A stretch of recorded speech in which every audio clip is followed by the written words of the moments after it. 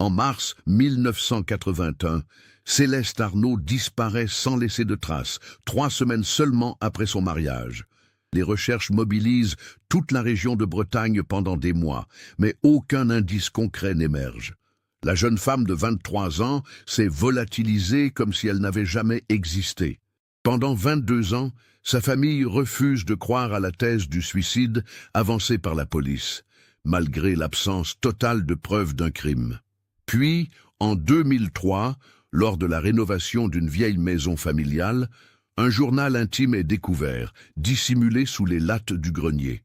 Les pages jaunies de ce carnet vont révéler une vérité qui avait été soigneusement enfouie pendant plus de 2 décennies. Mais ce que contenaient ces lignes manuscrites allait bouleverser bien plus qu'une simple enquête froide. Comment une jeune mariée peut-elle disparaître de sa propre maison sans que personne ne remarque quoi que ce soit d'anormal? Avant de continuer avec cette histoire perturbante, si vous appréciez les affaires mystérieuses réelles comme celle-ci, abonnez-vous à la chaîne et activez les notifications pour ne manquer aucun nouveau cas. Maintenant, découvrons comment tout a commencé. La région de Bretagne, au début des années 80, conservait encore de nombreuses traditions ancestrales. Dans les petites communes côtières, tout le monde se connaissait, les familles vivaient souvent dans la même maison depuis plusieurs générations, et les liens communautaires restaient très forts. C'était un monde où les apparences comptaient énormément, où les secrets de famille se gardaient précieusement derrière les portes closes, et où remettre en question les aînés relevait presque du sacrilège. Céleste Giraud était née à Rennes en 1957. Fille unique d'un employé municipal et d'une infirmière, elle avait grandi dans un petit appartement du centre-ville.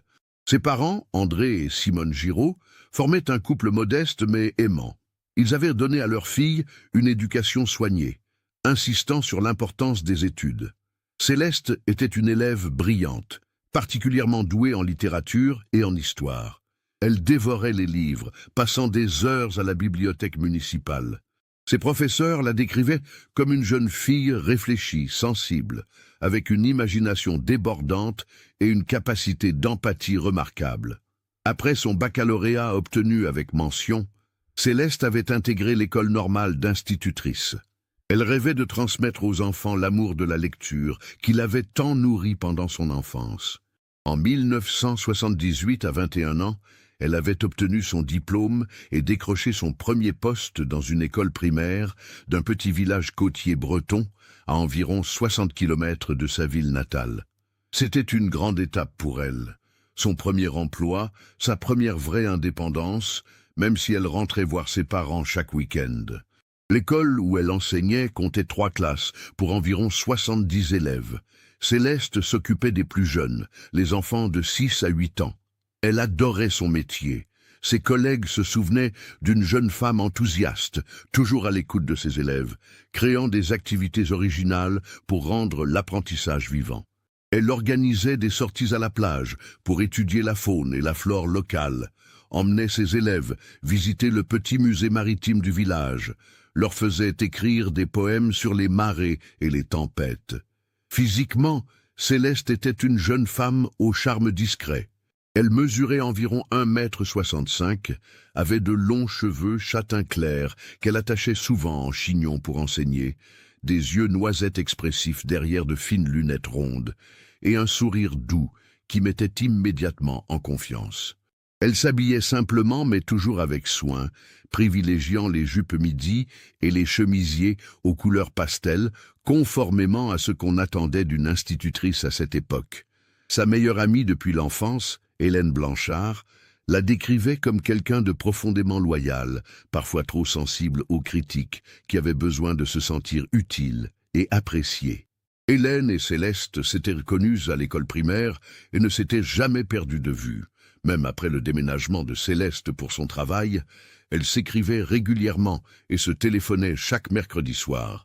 Hélène travaillait comme secrétaire dans une entreprise d'import-export à Rennes et vivait toujours chez ses parents, économisant pour acheter son propre appartement. C'est au printemps 1979 que Céleste avait rencontré Laurent Arnaud.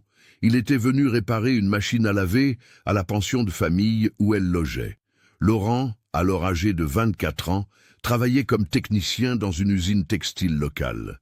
Grand, brun, avec des mains calleuses de travailleur manuel, il avait un sourire charmeur et une assurance tranquille.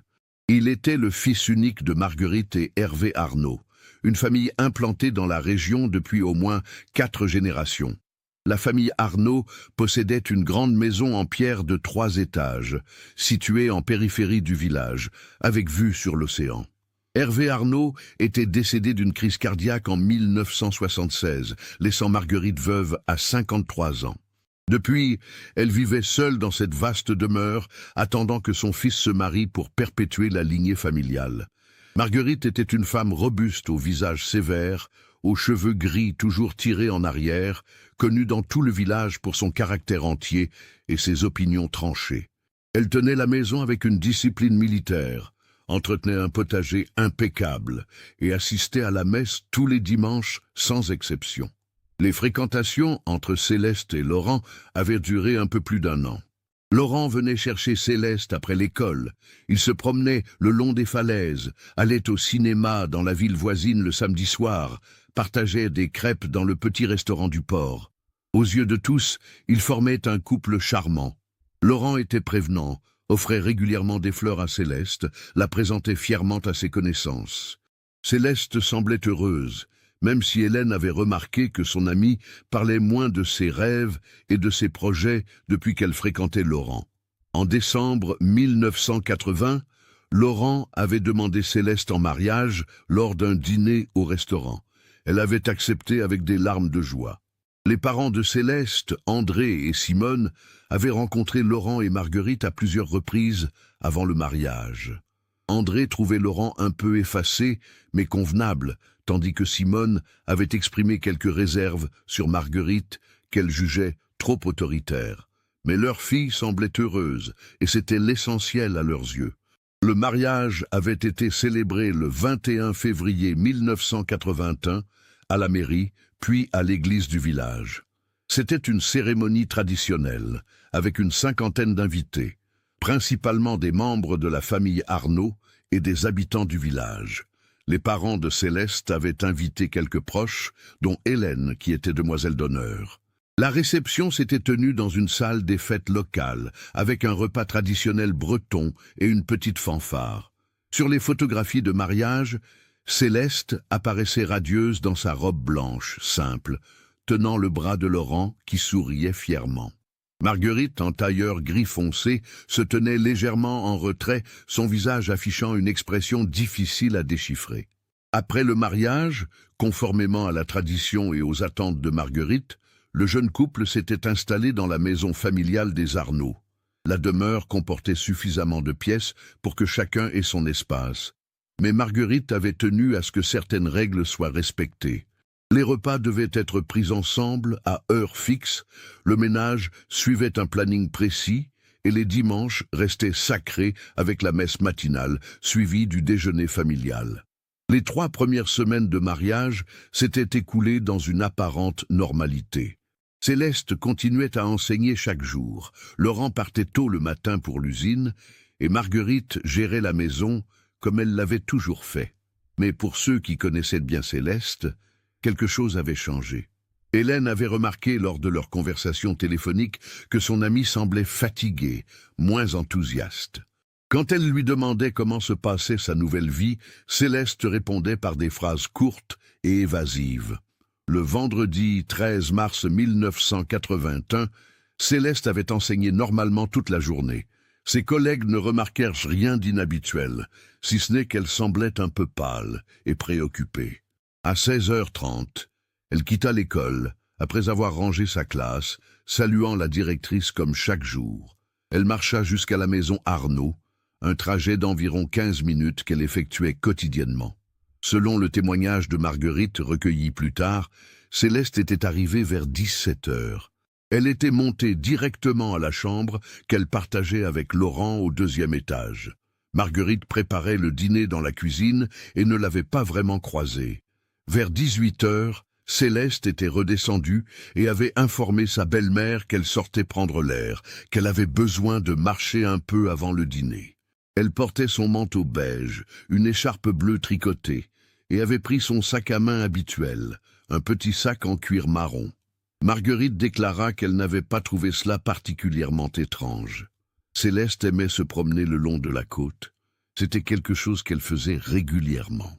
La seule chose inhabituelle, selon Marguerite, était peut-être l'heure, car Céleste sortait généralement après le dîner, pas avant. Mais elle n'y avait pas accordé d'importance sur le moment. Laurent était rentré de l'usine vers 19 heures, comme tous les soirs. Marguerite lui avait dit que Céleste était sortie se promener.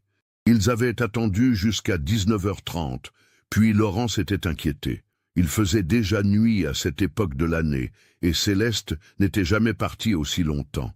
Laurent était sorti la chercher avec une lampe torche, arpentant les sentiers côtiers qu'elle empruntait habituellement. Le sentier principal longeait les falaises sur environ 3 kilomètres. C'était un chemin touristique prisé en été, avec des barrières de sécurité aux endroits les plus dangereux. En mars, il n'y avait presque personne. Le vent soufflait fort ce soir-là. La mer était agitée. Les vagues se fracassaient contre les rochers en contrebas avec violence. Laurent avait parcouru tout le sentier dans un sens puis dans l'autre, appelant le nom de sa femme. Mais seul le bruit du vent et des vagues lui répondait. À 21h, ne la trouvant toujours pas, Laurent était rentré et avait appelé la gendarmerie. Une équipe s'était déplacée immédiatement. Les gendarmes avaient entrepris des recherches nocturnes avec des lampes, mais la visibilité était très mauvaise. Ils avaient décidé de reprendre à l'aube avec davantage de moyens. Le samedi 14 mars, au lever du jour, une opération de recherche d'envergure avait été lancée. Une quarantaine de personnes, gendarmes, pompiers et volontaires du village, avaient ratissé la zone. Des hélicoptères avaient survolé la côte. Des plongeurs avaient inspecté les eaux près des falaises. On avait retrouvé l'écharpe bleue de Céleste accrochée à un buisson près du sentier, à environ 1,5 km de la maison Arnaud, non loin d'un point de vue réputé pour sa dangerosité, mais aucune trace de la jeune femme elle-même. L'inspecteur Yves Garnier, un homme de 45 ans avec 20 ans d'expérience dans la gendarmerie nationale, avait pris en charge l'enquête. Il avait interrogé Laurent et Marguerite séparément le samedi après-midi. Laurent était effondré, répondant aux questions d'une voix brisée, répétant qu'il venait juste de se marier, qu'il ne comprenait pas, que tout allait bien entre eux. Marguerite, plus composée, avait raconté les événements de la veille avec précision, insistant sur le fait que Céleste semblait normale, peut-être un peu fatiguée, mais rien d'alarmant. Les gendarmes avaient fouillé la chambre de Céleste. Ses affaires personnelles étaient toutes là, ses vêtements rangés dans l'armoire, ses papiers d'identité dans le tiroir de la table de nuit, son alliance toujours à son doigt, selon Laurent. Seul son sac à main manquait, celui qu'elle avait pris en sortant. Ce détail intriguait l'inspecteur Garnier. Pourquoi prendre son sac pour une simple promenade? Mais Laurent avait expliqué que Céleste emportait toujours son sac, même pour de courtes sorties. C'était une habitude chez elle. Hélène avait été contactée le dimanche 15 mars. Elle était immédiatement venue dans le village, bouleversée. Elle avait parlé longuement avec les gendarmes, racontant sa dernière conversation téléphonique avec Céleste, le mercredi 11 mars au soir. Céleste lui avait semblé distante, avait écourté la conversation en prétextant de la fatigue. Hélène s'en voulait terriblement de ne pas avoir insisté davantage, de ne pas avoir senti que quelque chose n'allait vraiment pas. Les collègues de Céleste à l'école avaient également été interrogés.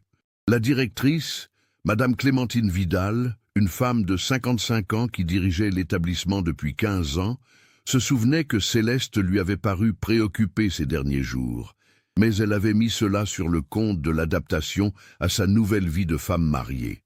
Une autre institutrice, Jeanne Levasseur, avait mentionné que Céleste avait évoqué des difficultés à trouver sa place dans la maison de sa belle-mère, mais sans entrer dans les détails.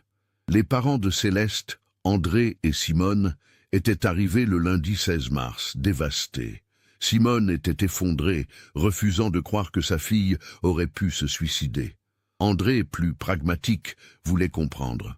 Il avait demandé à parler longuement avec Laurent, essayant de déceler si quelque chose clochait dans leur relation.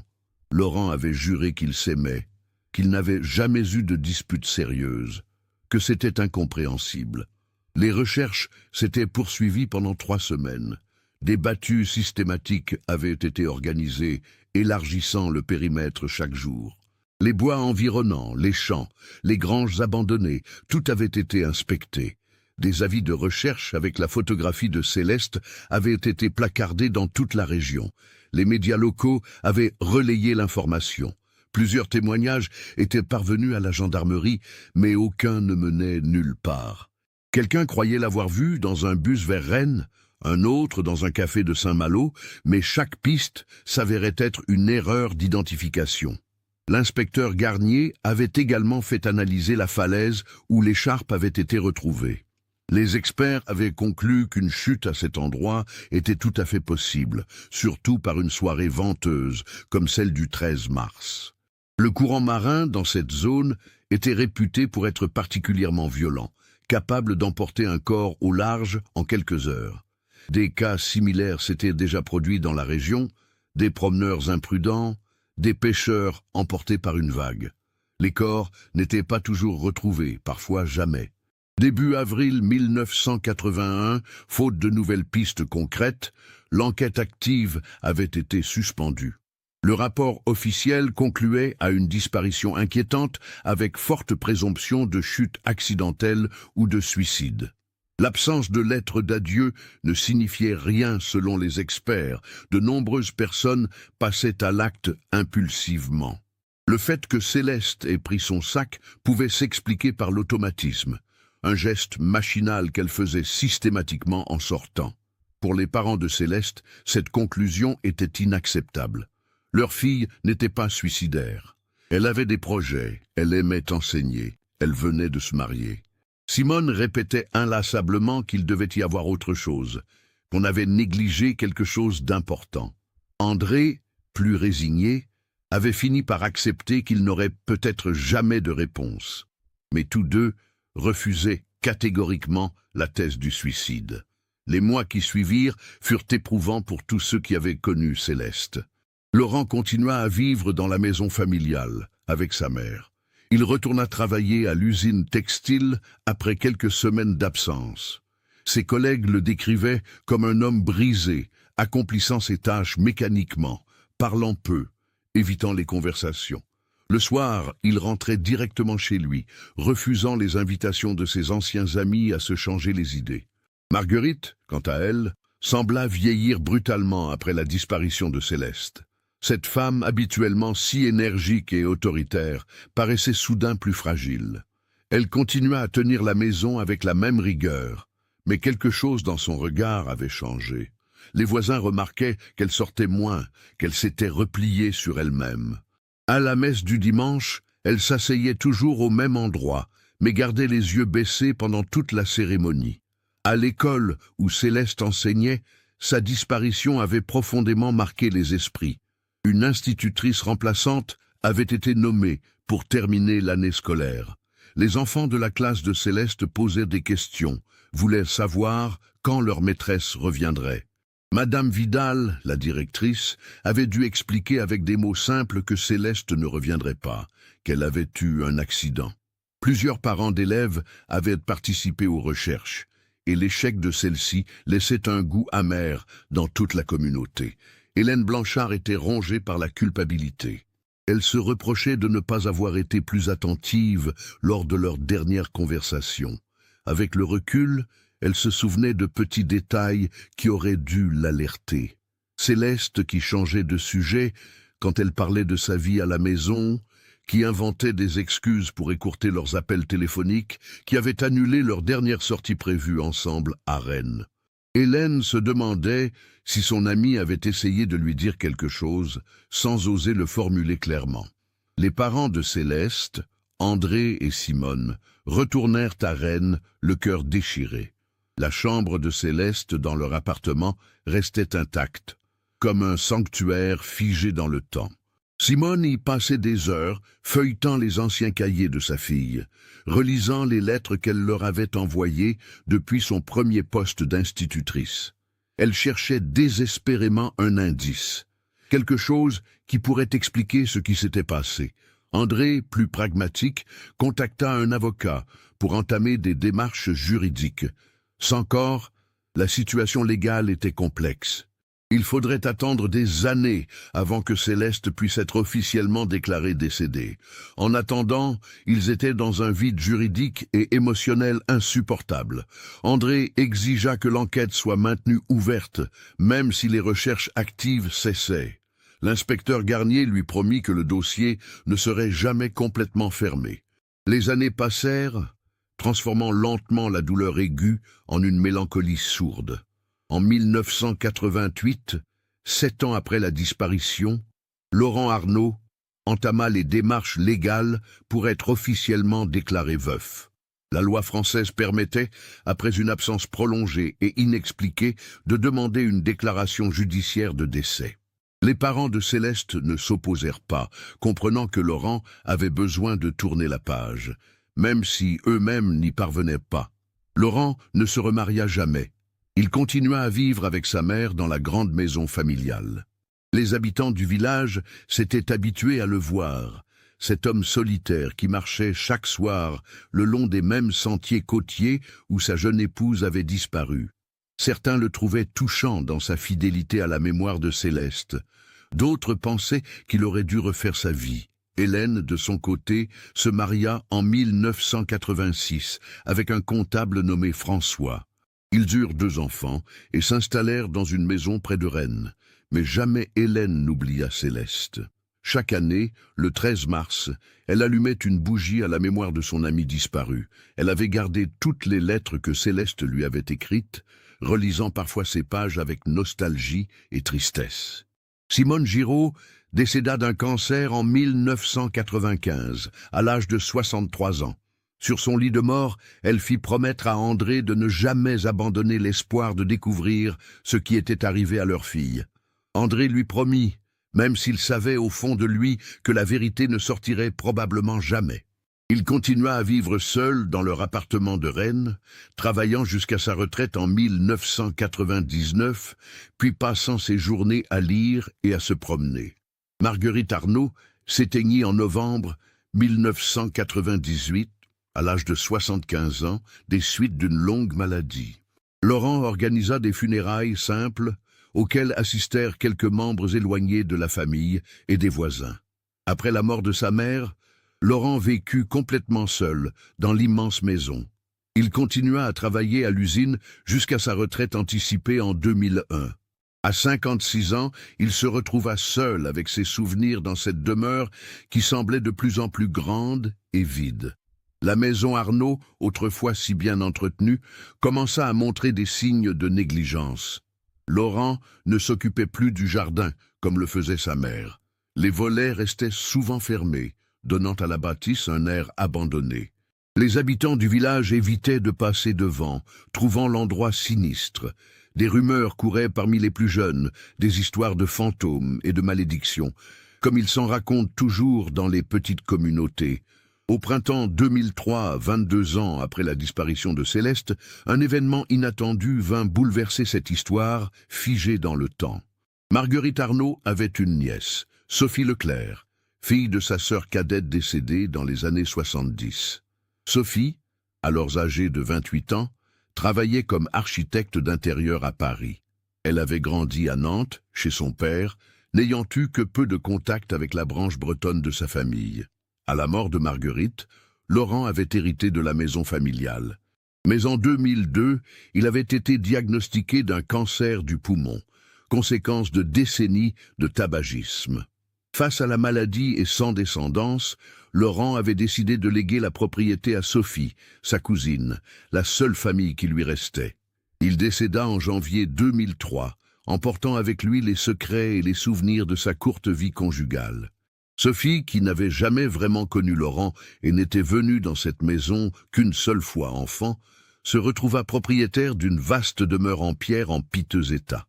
Elle envisagea d'abord de la vendre, mais après une visite en février 2003, elle fut séduite par le potentiel de la bâtisse.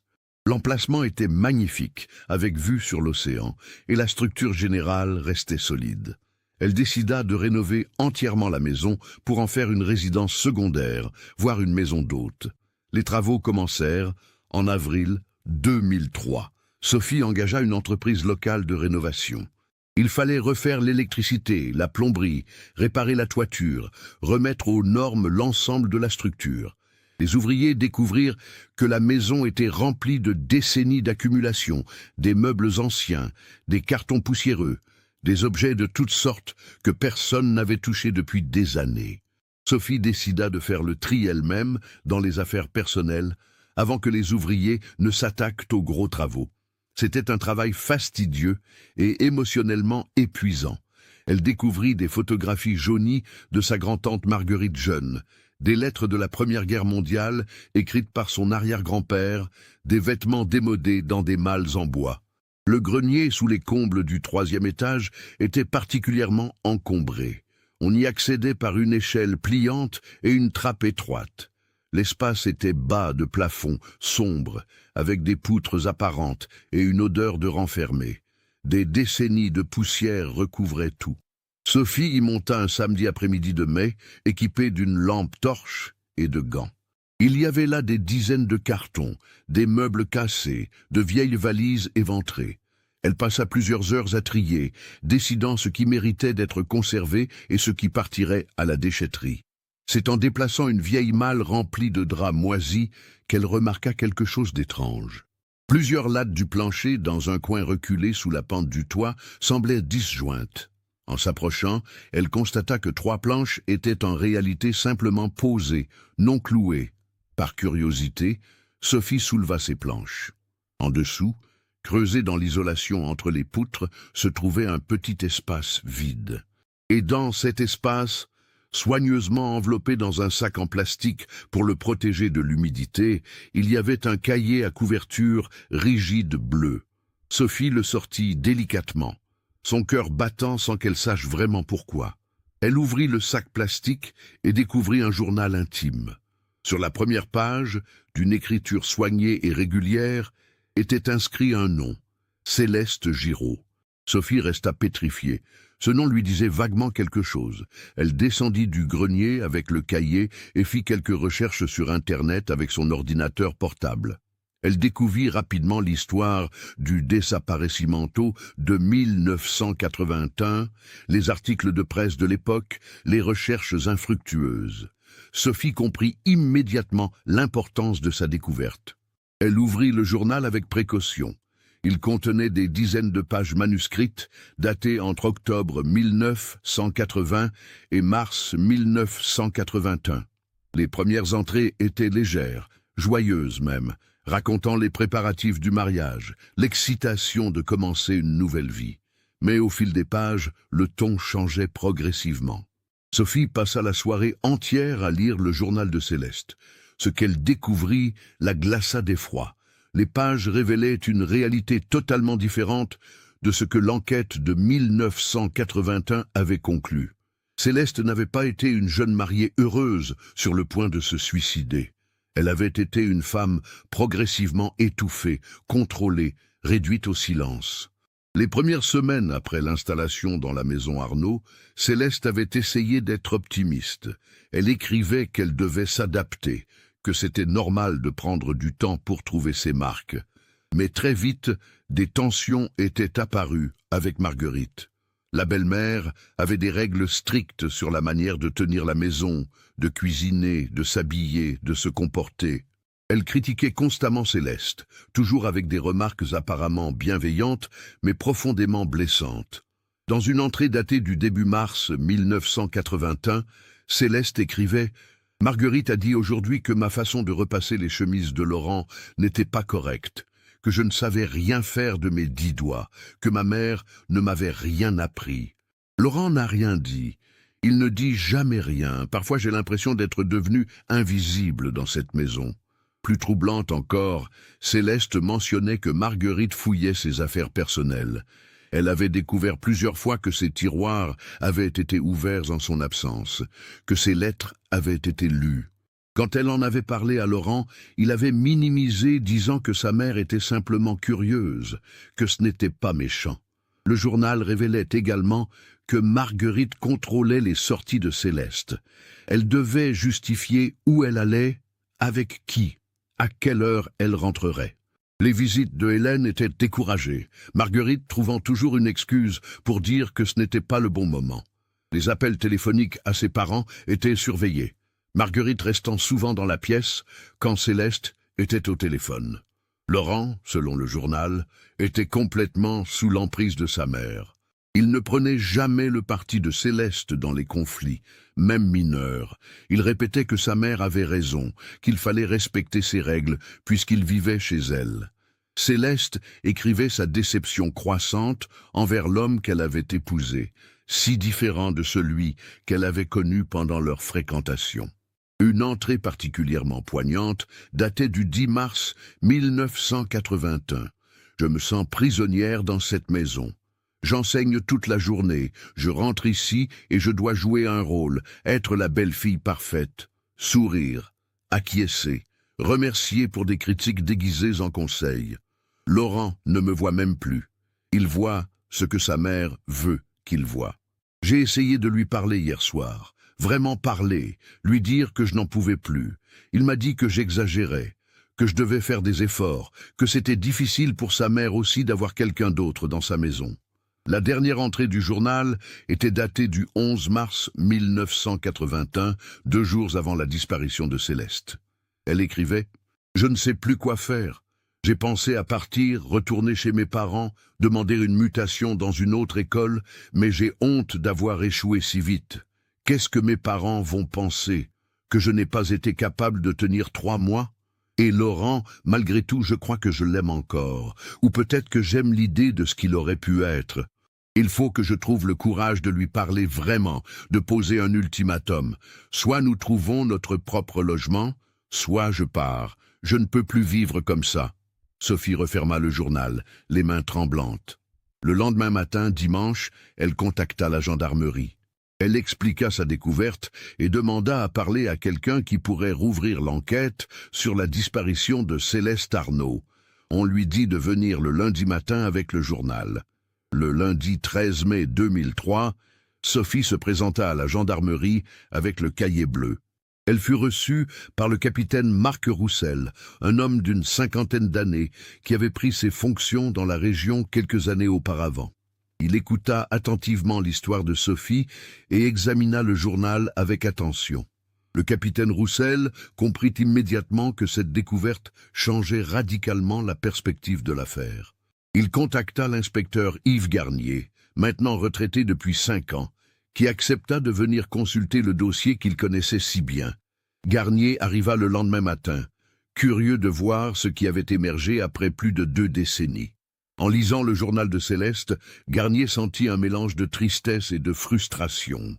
Comment avait-il pu passer à côté de tout cela en 1981? Mais il savait aussi que les mentalités étaient différentes à l'époque.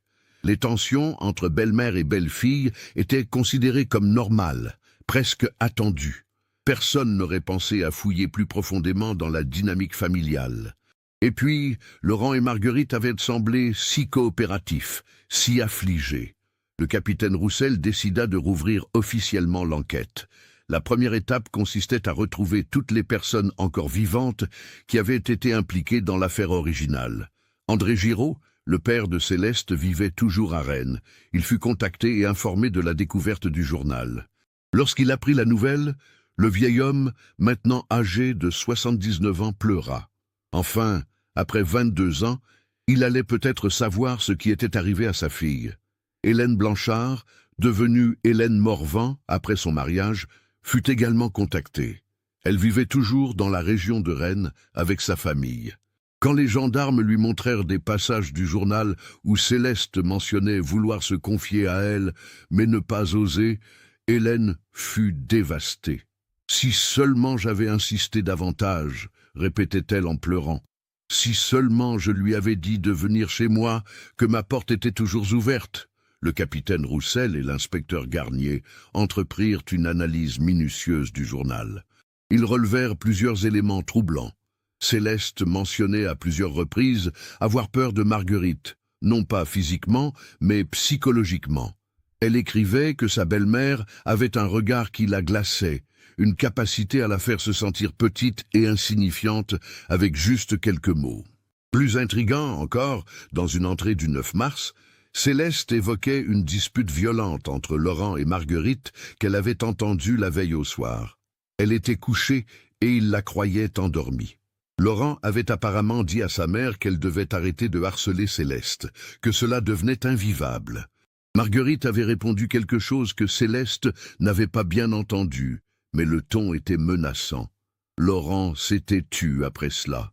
Les enquêteurs décidèrent qu'il fallait fouiller à nouveau la maison Arnaud, cette fois avec ces nouvelles informations en tête. Sophie donna son accord complet, suspendant temporairement les travaux de rénovation. Une équipe technique de la Gendarmerie nationale arriva le 20 mai 2003 avec du matériel moderne, bien plus sophistiqué que ce qui existait en 1981. Les recherches dans la maison durèrent 4 jours complets. Les gendarmes inspectèrent méthodiquement chaque pièce, chaque recoin, avec des caméras thermiques, des chiens spécialement entraînés, des détecteurs de métaux. Le premier jour ne donna rien de concluant. Le deuxième jour, non plus. Le capitaine Roussel commençait à se demander si cette nouvelle fouille était vraiment justifiée. Le troisième jour, un jeune gendarme nommé Thomas Leroy explorait le sous-sol de la maison. C'était un espace humide et sombre, principalement utilisé comme cave et pour le stockage. Il y avait de vieilles étagères en bois remplies de bocaux de conserve datant de plusieurs décennies, des outils de jardinage rouillés, des meubles cassés, entassés. Un des murs était en partie recouvert de vieilles planches en bois, probablement installées des années auparavant pour isoler ou cacher l'humidité. Thomas remarqua que dans un coin, derrière une étagère particulièrement lourde, certaines planches semblaient plus récentes que d'autres. Le bois n'avait pas la même patine, la même couleur. Il appela ses collègues et ils déplacèrent l'étagère avec difficulté. Effectivement, une section du mur présentait des planches qui avaient été installées ultérieurement, probablement dans les années 80, selon l'aspect du bois et des clous utilisés. Le capitaine Roussel fut immédiatement alerté. Avec l'autorisation de Sophie et en présence de plusieurs témoins, ils entreprirent de retirer ces planches. Derrière, il y avait un renfoncement dans le mur en pierre, une sorte de niche d'environ 1 mètre de large et 1,50 m de haut. Et dans cette niche recroquevillée, partiellement momifiée par l'air sec du sous-sol, se trouvait un corps humain. Le silence qui suivit cette découverte fut assourdissant. Tous les présents comprirent immédiatement qu'ils venaient de retrouver Céleste Arnaud, 22 ans après sa disparition. Le corps était dans un état de conservation relatif, permettant une identification. Elle portait encore les vêtements décrits dans le rapport de 1981. Un pull beige, une jupe marron, des chaussures plates. Le sac à main en cuir marron était là aussi, posé à côté du corps. Le périmètre fut immédiatement sécurisé. Une équipe médico-légale fut dépêchée depuis Rennes. Le corps fut extrait avec les plus grandes précautions et transporté à l'Institut médico-légal pour autopsie. Les analyses ADN confirmeraient l'identité dans les jours suivants, mais personne ne doutait qu'il s'agissait bien de Céleste. L'autopsie révéla des informations cruciales.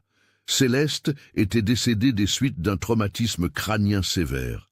L'analyse des fractures du crâne indiquait qu'elle avait reçu un coup violent à l'arrière de la tête, probablement avec un objet contondant. La mort avait été rapide. Il n'y avait aucune trace de chute, aucune blessure cohérente avec une chute depuis une falaise. Céleste avait été assassinée, puis son corps avait été dissimulé dans le sous-sol de la maison familiale. Cette révélation bouleversa l'enquête.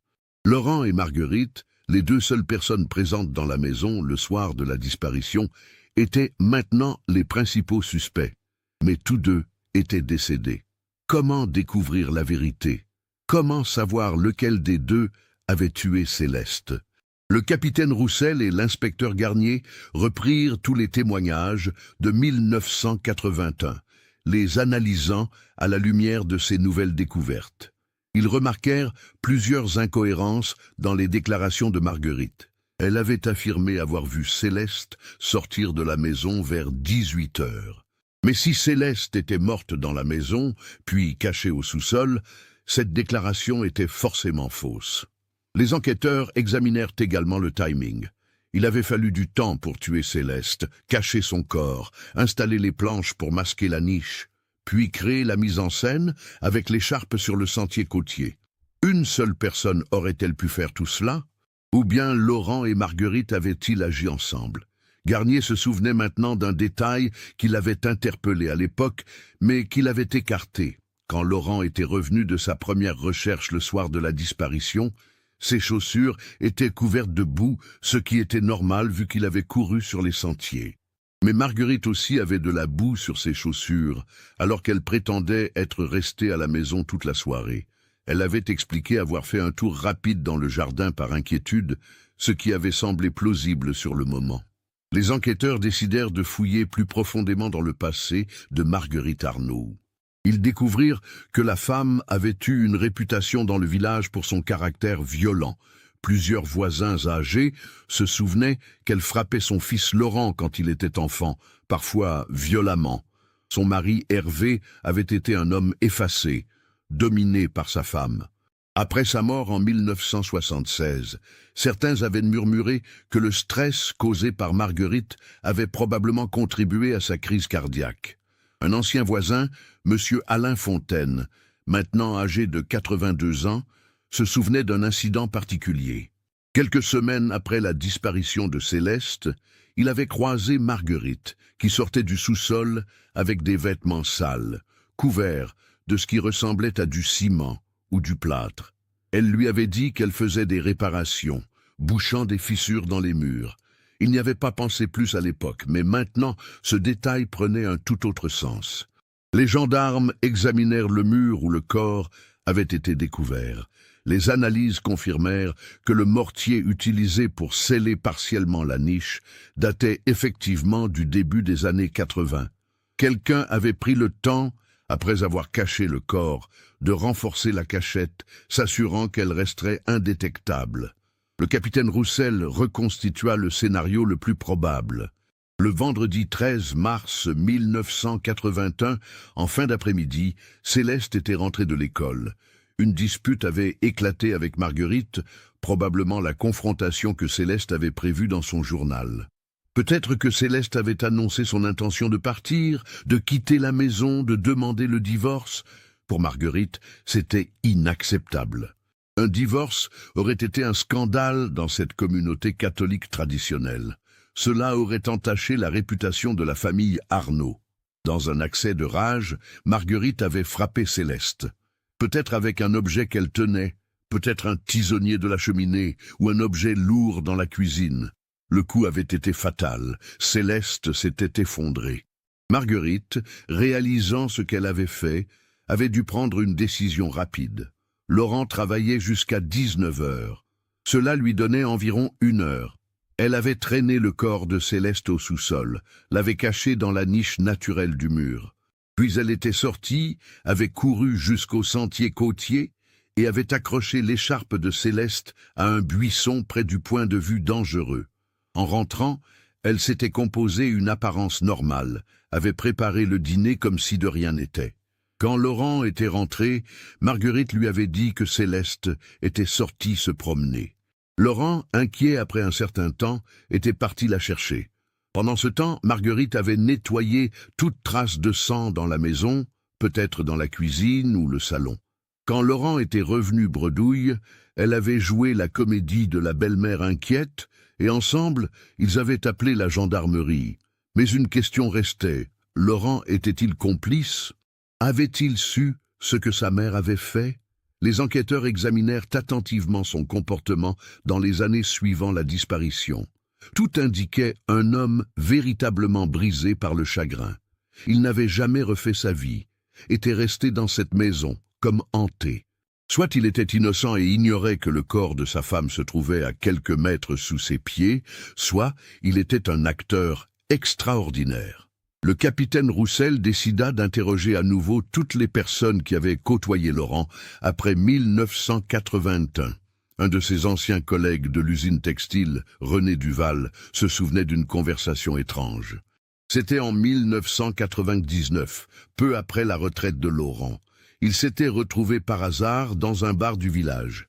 Laurent avait bu plusieurs verres, ce qui n'était pas dans ses habitudes. À un moment, il avait murmuré quelque chose comme « Ma mère a emporté la vérité dans sa tombe ». René n'avait pas compris sur le moment, pensant que Laurent parlait de secrets de famille ordinaires. Un autre témoignage vint d'une infirmière à domicile, Madame Claire Berthelot, qui s'était occupée de Laurent durant ses derniers mois de maladie en 2002. Elle racontait que Laurent, sous morphine et proche de la fin, avait eu des moments de confusion où il parlait à des personnes invisibles. Plusieurs fois, il avait semblé s'adresser à Céleste, lui demandant pardon. « Je ne savais pas, » répétait-il. « Je ne savais pas, je te jure. » Madame Berthelot pensait que c'était le délire causé par la maladie, mais peut-être que Laurent était sincère. Les enquêteurs en vinrent à la conclusion la plus probable. Marguerite avait agi seule, dans un moment de rage incontrôlable. Elle avait ensuite manipulé son fils, créé la mise en scène de la disparition et vécu avec ce secret pendant 17 ans, jusqu'à sa mort. Laurent, lui, n'avait probablement découvert la vérité que bien plus tard, peut-être en trouvant un objet compromettant, ou en réalisant quelque chose dans les paroles de sa mère mourante. Mais à ce moment-là, des années avaient passé, sa mère était décédée, et avouer la vérité aurait détruit la mémoire de la famille Arnaud. Il avait choisi le silence, vivant avec ce poids jusqu'à sa propre mort. André Giraud fut informé de toutes ses conclusions. Le vieil homme demanda à voir l'endroit où sa fille avait été retrouvée. Sophie Leclerc accepta, et André descendit dans ce sous-sol humide où Céleste avait reposé pendant 22 ans. Il resta là, en silence, pendant de longues minutes. Puis il remonta, les yeux rouges, mais le visage étrangement apaisé. « Au moins, maintenant je sais, » dit-il simplement. « Je peux enfin faire mon deuil correctement. » Céleste Arnaud reçut des funérailles dignes en juin 2003. Toute la communauté se rassembla pour lui rendre hommage. André Giraud, Hélène Morvan et sa famille, d'anciens collègues de l'école, des habitants du village qui se souvenaient d'elle. Elle fut enterrée dans le caveau familial des Giraud à Rennes, près de sa mère Simone. Sur sa pierre tombale, André fit graver « Céleste Giraud, 1957-1981, enfin en paix ». L'affaire fit la une des journaux régionaux et même nationaux. L'histoire de cette jeune mariée assassinée et cachée pendant 2 décennies dans sa propre maison bouleversa l'opinion publique. Des débats s'engagèrent sur les violences domestiques, sur les pressions familiales, sur l'importance de ne jamais ignorer les signaux d'alarme. Hélène Morvan donna plusieurs interviews, parlant de son amie disparue, du journal qui avait révélé la vérité. Si Céleste avait osé parler plus ouvertement, si j'avais été plus attentive, peut-être que les choses auraient été différentes, disait-elle. J'espère que son histoire servira de leçon. Quand quelqu'un qu'on aime semble en difficulté, il faut insister, ne pas accepter les réponses évasives. Il faut tendre la main encore et encore. Sophie Leclerc, qui avait découvert le journal, décida finalement de ne pas terminer la rénovation de la maison. Elle la vendit à une famille qui ignorait le drame qui s'y était déroulé, préférant tourner la page sur cet héritage familial empoisonné.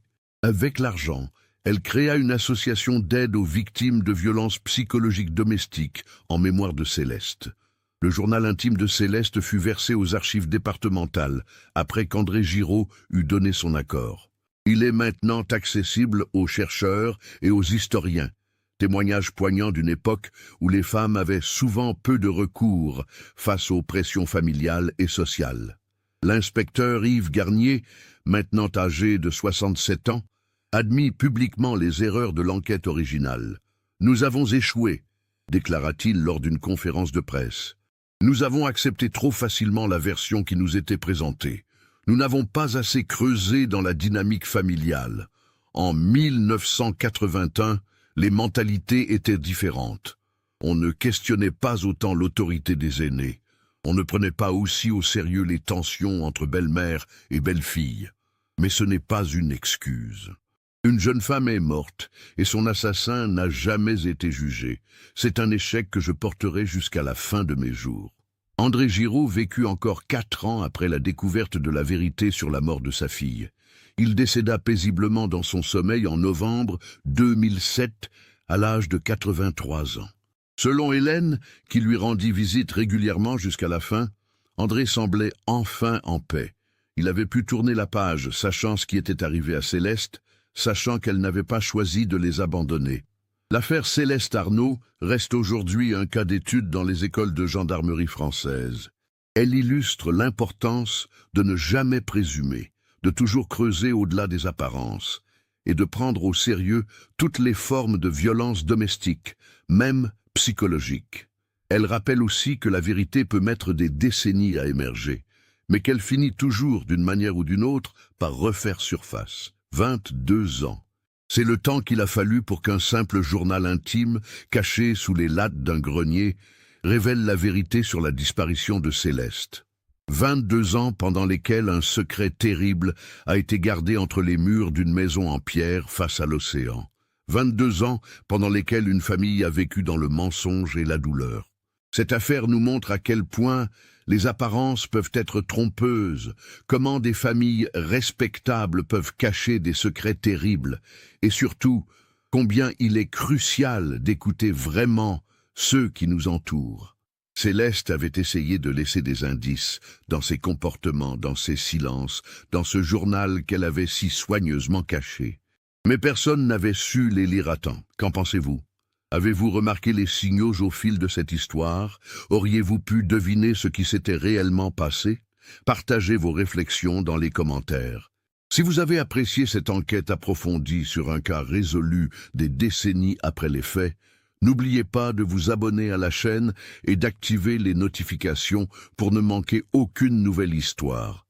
Laissez un like si ce récit vous a touché et partagez-le avec quelqu'un qui s'intéresse aussi à ces affaires mystérieuses. Merci de votre attention.